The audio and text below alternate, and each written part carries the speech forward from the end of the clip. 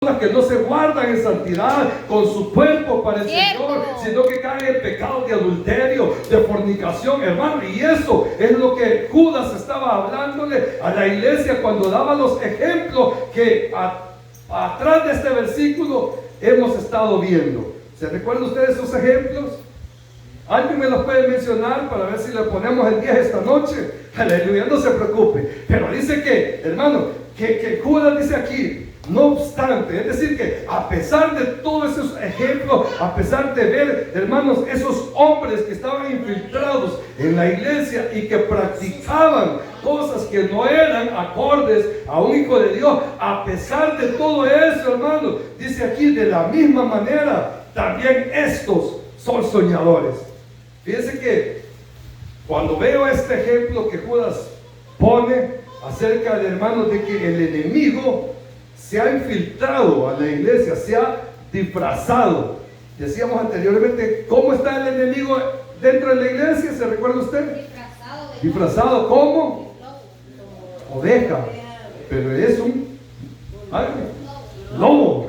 Díganlo. Entonces, hermano, fíjense que el enemigo es astuto. Y el enemigo, si no puede de un modo, él lo va a intentar de otro modo. Si él no puede de una manera, él se va a rebuscar a manera que el propósito del enemigo es que la iglesia no llegue a la patria celestial. Me llama la atención, hermano, porque eso se llama astucia del enemigo. Eso es algo, hermano, que en Efesios, si usted lo busca, el apóstol dice que son estratagemas o doctrinas, hermano, o vientos de doctrinas extrañas. Es decir que el enemigo, hermano, va a meter la mentira a la iglesia. El enemigo no va a estar tranquilo, sino que él va a trabajar y va a buscar la manera de infiltrarse en la iglesia, de hacerse pasar por hermano, por hermana, hermano, y va a empezar a hablarle temas para desviarlo a usted de la fe en el Señor. Eso es, hermano, lo que el enemigo ocupa. Por eso no se extrañe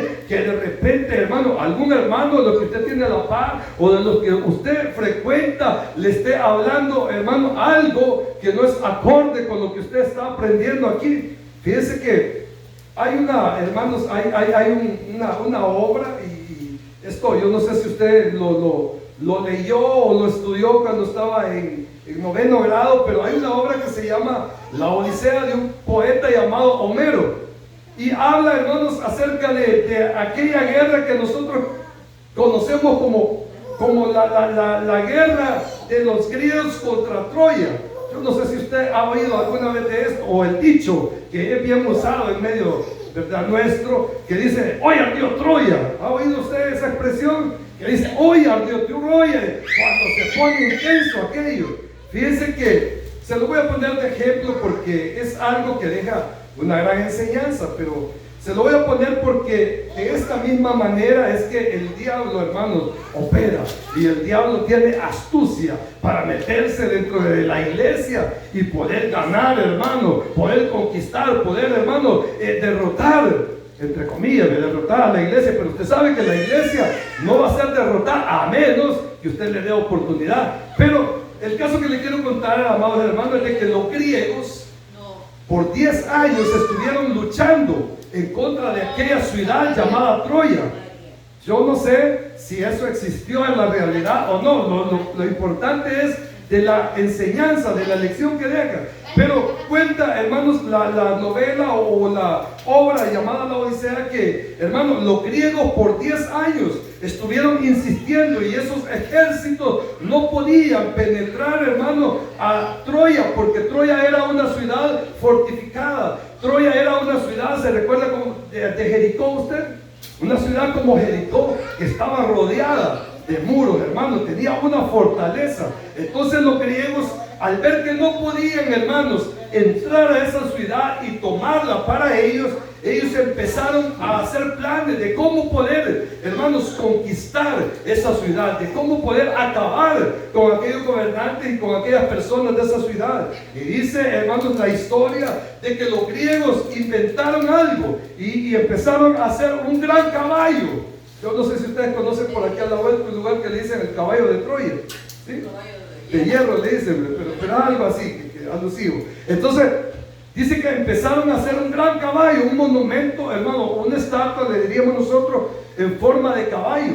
Y dice que esa estatua ellos, hermanos, la elaboraron con recintos interiores, es decir, con espacios donde pudieran, hermanos, estar soldados escondidos, donde pudieran por lo menos vivir un par de días los soldados de aquel ejército de los griegos. Entonces, al ver que no podían vencer aquella ciudad llamada Troya, ellos trajeron ese gran caballo de noche, y que cuando los hermanos, los troyanos, estaban todos dormidos, ellos no se dieron cuenta que los griegos trajeron ese caballo y lo pusieron a la entrada, enfrente de la puerta de aquella ciudad. Y cuando, hermanos, cuando los troyanos despertaron y vieron aquel gran monumento, se alegraron y empezaron, hermanos, a pensar que era una ofrenda que los dioses que ellos adoraban se les había dado como un trofeo, como un premio. Entonces ellos, al ver aquel monumento bien hecho y muy bonito, me imagino, ellos dijeron: metámoslo a la ciudad. Y lo empujaron, yo no sé si lo cargaron, cómo hicieron. El punto es que lo metieron dentro de la ciudad y empezaron a celebrar, hermano, empezaron a hacer culto y empezaron a hacer fiesta, porque tenían aquel gran monumento adentro de la ciudad. Entonces, cuando llegó la noche y que ya había pasado, hermano, la fiesta y aquella gran celebración, dice la historia que todos se fueron a dormir. Los de aquella ciudad se confiaron, estaban rendidos, algunos quizás estaban ebrios. El punto es que cuando ya todos estaban descansando, los soldados que estaban escondidos en ese caballo salieron de ese monumento, hermano, y empezaron a quemar la ciudad, empezaron a matar a toda la gente, y así fue como conquistaron aquella ciudad. Por eso el dicho que se usa hoy en día: ardió Troya,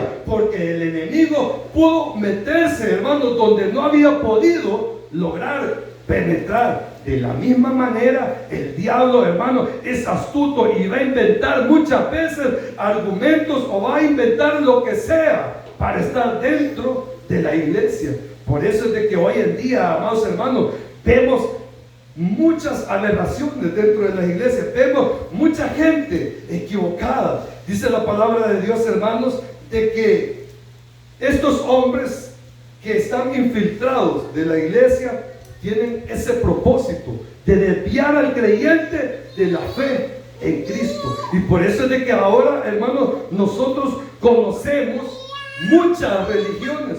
Por eso es de que yo no sé si usted se ha preguntado alguna vez por qué es que hay, hermanos, tanta denominación llamada cristiana con diferente nombre. Yo no sé si se ha preguntado usted esto alguna vez. Hola, hola. ¿Sí? Mencióneme una religión para ver si es cierto.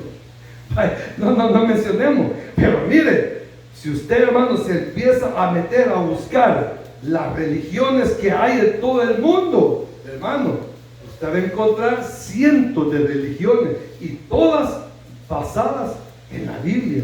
Y entonces nosotros muchas veces nos preguntamos: ¿y por qué los hermanos de la Pentecostal Unida, hermanos, tienen otra creencia? ¿Y por qué los testigos de Jehová piensan de otro modo? ¿Y por qué los católicos piensan de distinta manera? Y empezamos, hermanos, a sacar una lista de todas las religiones que existen, y lo que nos sorprende es de que todas las religiones que nosotros podamos tener en la lista se basan en la palabra de Dios. Yo no sé si usted ha analizado eso, ¿sí?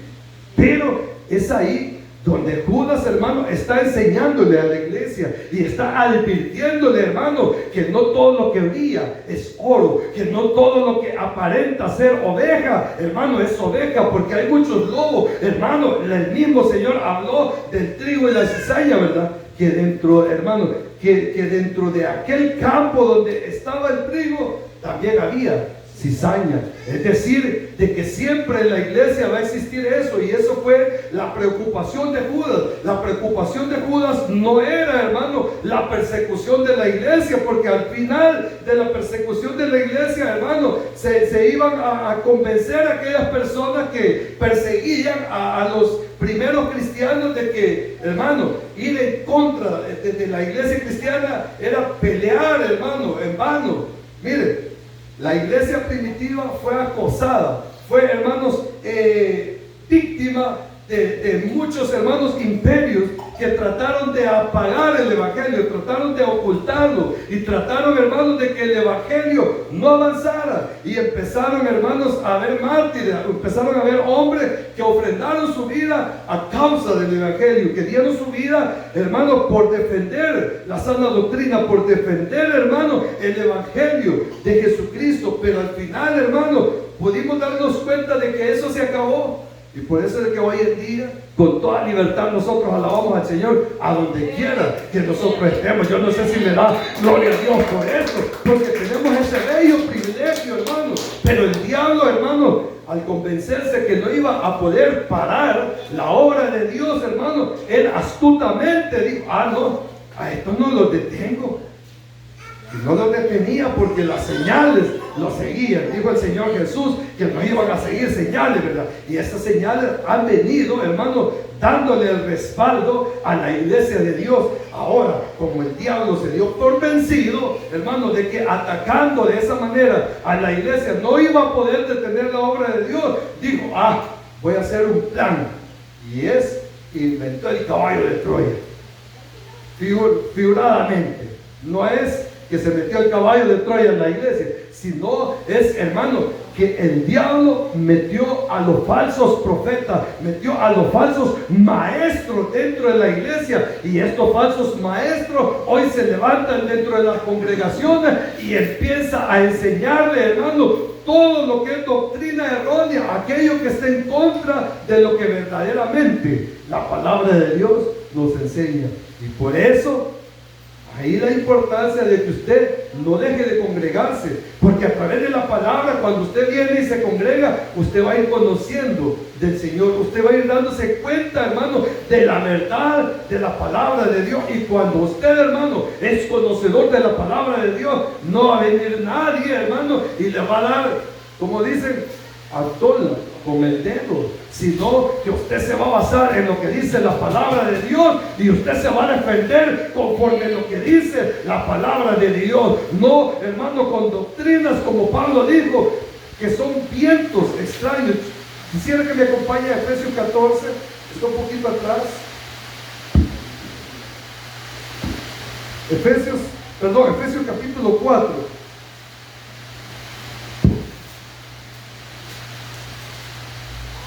Gloria a Dios. Si hay alguien que lo encuentre antes que yo, Efesios capítulo 4.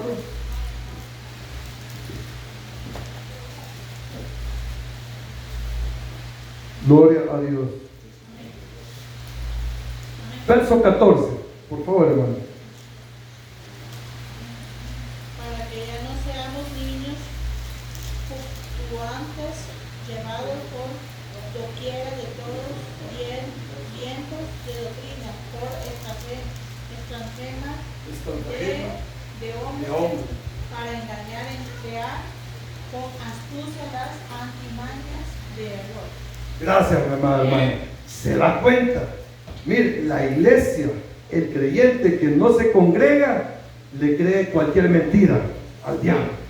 Y no el diablo que usted se va a imaginar con cacho y cola y aquel tenedor grande, sino el que está siendo usado por el enemigo. Por eso es de que hoy en día, hermano, hay muchos conflictos de creyentes, que unos piensan de una manera y otros de otra, y viene uno, hermano, y le pone patas y cola, y aquel que es ignorante de la palabra de Dios le cree y le dice amén a todo. Y por eso es que nosotros no podemos decirle amén a todo, sino que solamente le vamos a decir amén a lo que está escrito aquí en la palabra de Dios, y a lo que está, hermano, siendo interpretado de la manera correcta. Porque mire, el diablo se puede en la Biblia. El diablo, hermano, conoce de Génesis a Apocalipsis la Biblia, y el diablo, hermano, se defiende sus mentiras con la misma Biblia. Pero, hermano, es porque él la va a agarrar a interpretarla a su manera, a su favor. Pero nosotros debemos de ser sabios y venir y aprender de la palabra de Dios. Por eso, hermano, le voy a decir algo. Por eso es de que, aunque le parezca aburrido el culto A la hora de la prédica, gócese, porque en la palabra de Dios, hermano, es cuando nosotros alimentamos el alma. A través de la palabra de Dios, nuestro ser espiritual se fortalece. Es ahí donde nosotros comemos verdaderamente. A mí me llama la atención cuando el Señor habla a través del profeta Isaías y dice: vengan a mí todos los que quieran comer, todos los que quieran beber, todos los que quieran leche y miel, vengan, que es gratis. Aquí pueden venir y comer y saciarse sin pagar nada. Si usted no tiene dinero, no importa, venga, dice, pero es porque a través de esta palabra es como nosotros vamos a ser saciados y es como nosotros vamos a conocer al Señor. Qué tremendo. A mí me impacta, hermanos, este versículo, porque Judas está hablando de que estos hombres, llamados falsos maestros, son soñadores. Vean lo que leímos. No obstante, de la misma manera, también estos soñadores. ¿Soñadores por qué? Porque pasaban dormidos en la iglesia a la hora de la prédica. No. Soñadores, hermanos, porque ellos agarraban la palabra de Dios y la interpretaban a su manera, de modo que a la iglesia le habían enseñado un libertinaje, es decir, que no estaban asentados en la verdad de lo que es la palabra de Dios, sino que ellos, por decirle un ejemplo, ellos decían: bueno, si somos salvos por gracia, entonces, amado hermano, quiere decir que como no es por obras, nosotros podemos seguir viviendo como queramos. Otros decían: bueno, como la salvación no se pierde, salvo es salvo, y Dios no se retracta de los dones que Él da, porque los dones de Dios son irrevocables. Entonces, si la salvación no se pierde, sigamos pecando, sigamos viviendo como nosotros queremos, hermano. ¿Cree usted que eso es un nuevo nacimiento? ¿Cree usted que es haber conocido al Señor? De ninguna manera. Cuando nosotros hemos venido a los pies del Señor, hermano, y hemos tenido un encuentro personal con Él, hermano, y nuestros ojos de la fe se abrieron, nosotros ya no vamos a volver a ser las mismas personas, sino que van a haber cambios en nuestra vida. Pero el diablo viene y se mete en la iglesia a través de un siervo, a través de un pastor, entre comillas, a través de un hermano que dice que sabe de la Biblia, y empieza a decirle: no, hermano, no sea exagerado. Si a Dios lo que le agrada, hermano, es el corazón. Lo exterior a Dios no le importa, pero dice la palabra que por nuestros frutos nos vamos a conocer. Si usted vive rectamente de Dios, delante de Dios, a usted se le va a notar. Entonces, eso es lo que Judas quería hacerle ver y entender a la iglesia, que dentro de la iglesia el enemigo está infiltrado y está disfrazado, así como se metieron los griegos allá a Troya, que buscaron la oportunidad. Aquellos ingenuos, al ver el gran monumento, dijeron: ¡ay, una ofrenda que nos dio nuestra diosa! Metámosla en la ciudad. Y ya con ese gran monumento adentro de la ciudad, se los acabaron a todos. Así pasa en la iglesia de Dios.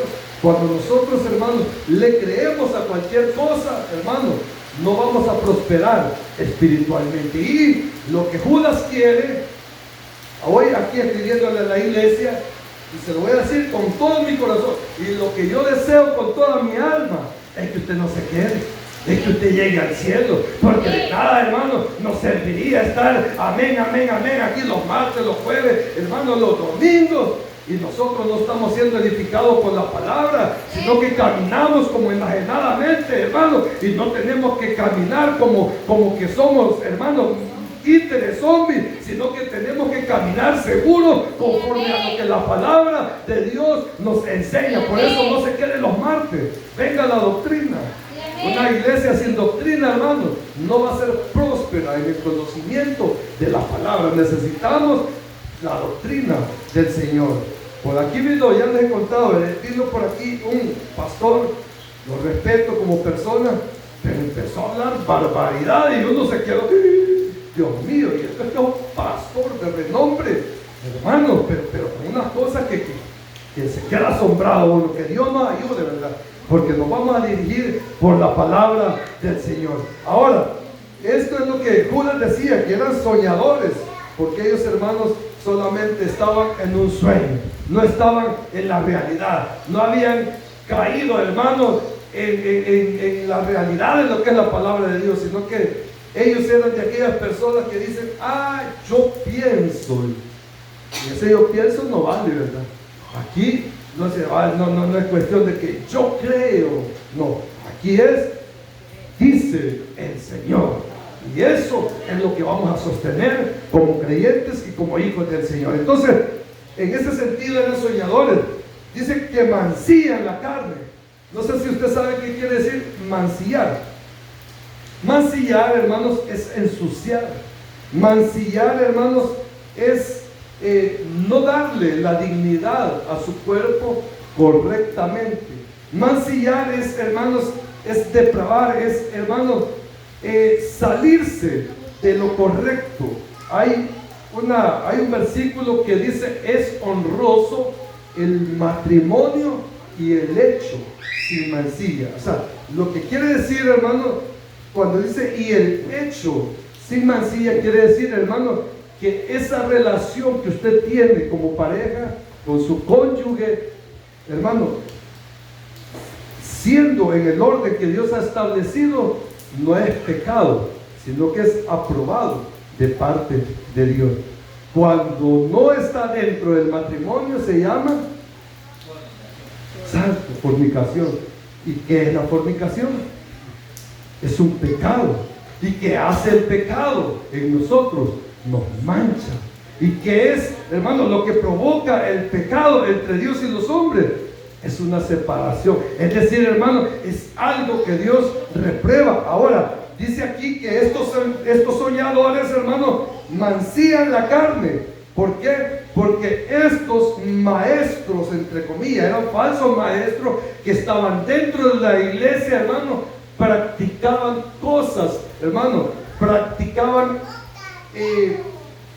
relaciones con las hermanas, le voy a decir, o las hermanas con los hermanos. Entonces, hermano, por eso es de que Judas puso el ejemplo de los ángeles, porque usted sabe que los ángeles no eran seres creados para que ellos pudieran, hermano, tener relaciones, hermanos, íntimas o maritales, conyugales con el ser humano. Pero dice que ellos, hermanos, ellos no se conservaron en la dignidad en la que Dios los había creado, sino que cayeron en ese pecado. Y luego más adelante habla de Sodoma y Gomorra, que estaban, hermanos, viviendo los mismos pecados. Y hoy Judas dice: en la iglesia a la que yo le estoy escribiendo están en pecado, están, hermanos, teniendo relaciones entre ellos y no ordenan su vida, hermanos. Todo eso es lo que Judas estaba señalando, pero estaba viéndolo, hermano, en aquellos que pretendían enseñar a la iglesia, que pretendían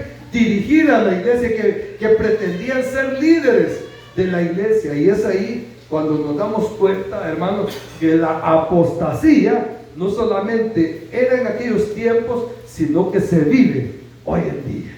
Hay muchos, lamentablemente, muchos malos ejemplos en muchas iglesias, donde vemos cosas, hermanos, que mejor ni las mencionamos, pero es ahí donde el Señor quiere advertirnos a nosotros, amados hermanos, de que nosotros no debemos de ser soñadores, hermanos, que mancillan la carne, o sea, que la manchan, que la corrompen, que se depravan, hermanos, que le dan la oportunidad a ese tipo de pecados que Judas ya había puesto de ejemplo del versículo 7 para atrás. No sé si me está siguiendo, si me está comprendiendo. Ahora dice: rechazan la autoridad. Mire, este tipo de personas, hermanos, hablando de los falsos, hermanos, maestros, son personas que dentro de las congregaciones se van a levantar y van a empezar a ponerle peros, y van a empezar, hermanos, a decir: no, yo no estoy de acuerdo, no, es que las cosas deben de ser así como yo pienso o como yo quiero. Y dice la palabra de Dios aquí en este versículo que hemos leído: rechazan la autoridad. Acuérdese que la palabra de Dios dice que las autoridades son puestas por el Señor. Y cuando Dios ha puesto a una autoridad, hermano, es porque sabe que se necesita de alguien que pueda liderar, de alguien que pueda mantener el orden o el control. Para eso han sido puestas las autoridades. Allá en el libro de Jueces dice la palabra que Israel hacía lo que él quería, lo que ellos querían, el pueblo del Señor. Dice que, hermano, ellos hacían lo que querían. Y es ahí cuando Dios empezó a levantar hombres, hermano, que fungieron como jueces, que ellos establecían el orden de parte de Dios.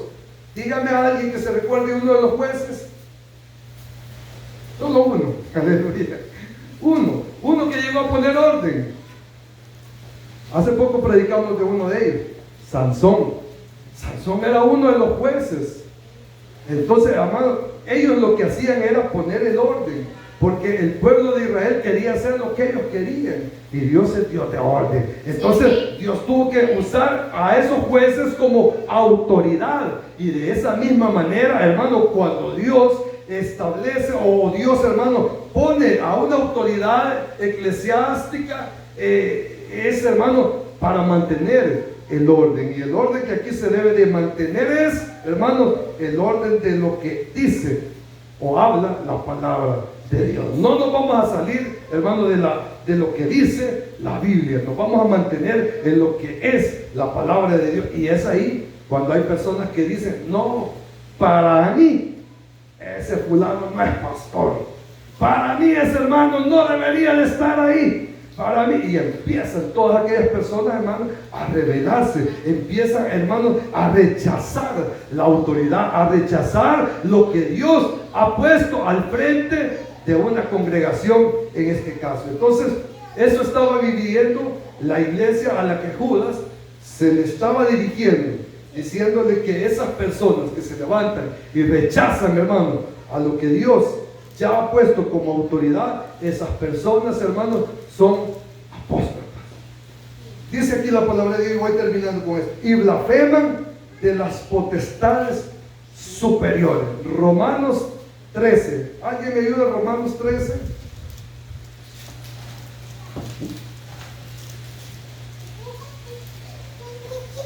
Se lo voy a leer para ir avanzando. Dice la palabra, pero búsquenlo ustedes mientras lo puede hallar lo que lo estoy leyendo.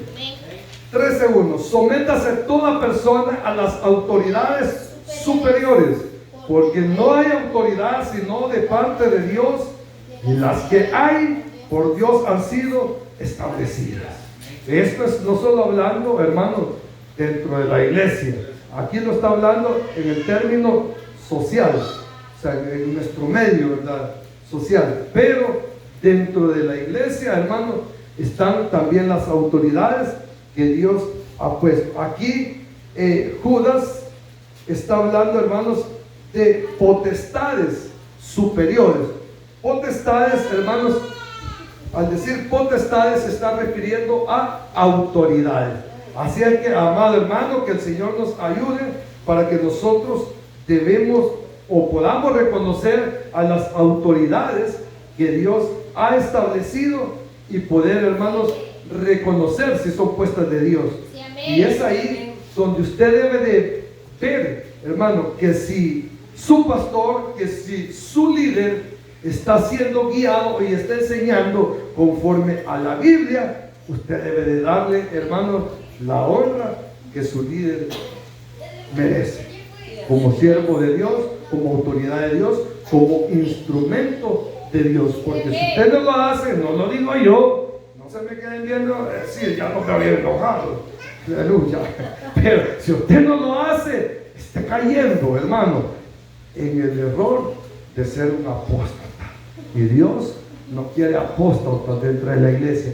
Dios lo que quiere es personas que lo busquen y lo adoren en espíritu y en verdad. Personas que todos los días estén dispuestas a conocer de su palabra para poder crecer y llegar, como dice ella, a la estatura del varón perfecto. Esta es la iglesia que Dios quiere hoy en día, que nosotros nos guardemos para Él y que aprendamos a través de la palabra de estos ejemplos para que no caigamos. en esos errores. Yo no sé si usted está conmigo esta noche, si usted está de acuerdo. Si usted está de acuerdo, póngase sobre sus pies. Vamos a alabar al Señor, vamos a darle gracias por esta oportunidad que nos permitió de poder, amado hermano, avanzar con un versículo más de la epístola de Judas. Esperamos de aquí a un año estar terminando esta epístola. No, en un par de meses. Pero, hermano, llevar el estudio de la palabra de esta manera requiere de bastante tiempo, de bastante esfuerzo, porque sé que usted viene cansado de su trabajo, sé que ya tiene hambre, sé que la camita lo está llamando, lo está esperando. Hay tantas cosas comprensibles, pero hermano, ese esfuerzo que usted hace, esa dedicación que usted hace por agradar a Dios, eso tiene una recompensa, eso tiene un premio. Dice la palabra del Señor que cuando lleguemos a la patria celestial van a haber corona. Y mi anhelo, hermano, como amigo suyo, como hermano en Cristo suyo, como hermano servidor del Señor puesto en este lugar, mi anhelo es que usted también reciba la recompensa que Dios tiene para cada uno de aquellos que se han esforzado en esta tierra. Amén. Cierre sus ojitos, vamos a orar esta noche, amado Dios. Le damos gracias porque nos ha concedido el privilegio de poder avanzar, Señor, en el estudio de su palabra. Hoy que hemos leído, Padre precioso, este versículo.